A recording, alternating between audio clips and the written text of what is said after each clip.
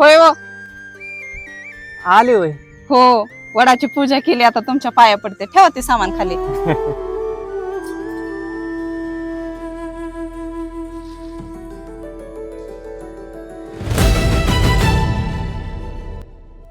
का हो, एवढा कसला विचार करताय?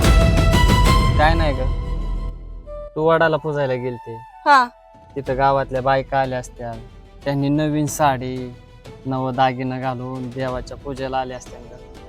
अगं तुला मी साडी सुद्धा नाही घेऊ शकलो का, नवीन दागिना नाही घेऊ शकलो. उलट जो दागिना होता तोच बँकेमध्ये गाण ठेवलाय ग शेतीच्या कामासाठी. आणि किती गरिबी ग ही, आणि ह्या गरिबीचा विचार करून वाईट वाटायला लागलाय आता की माझ्या बायका पोरांना मी काही घेऊ शकत नाही. आणि हा विचार करून वाईट वाटतंय. गरिबी लय वाईट असते ग. अहो तुम्ही पण काय खुळ्यागत कसला पण विचार करताय हो.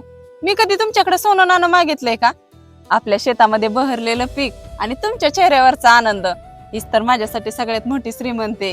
तुम्ही नका विचार करू. पैसा हा फक्त सुखसोयी देतो, समाधान नाही. आणि माझं खरं समाधान तर तुमच्या प्रेमात आहे, तुमच्या चेहऱ्यावरच्या आनंदात आहे, आणि शेतामध्ये बहरलेल्या पिकात आहे. आणि हाच तर खरा माझ्यासाठी दागिना आहे. आणि मग याच्यापेक्षा या जगात कोणता मोठा दागिना असू शकतो का हो? आजची परिस्थिती कठीण आहे, पण उद्याची चांगली पण येईल ना. पण आपलं सुख असो किंवा दुःख असो, ही मुलगी कायम तुमच्या सोबत राहील.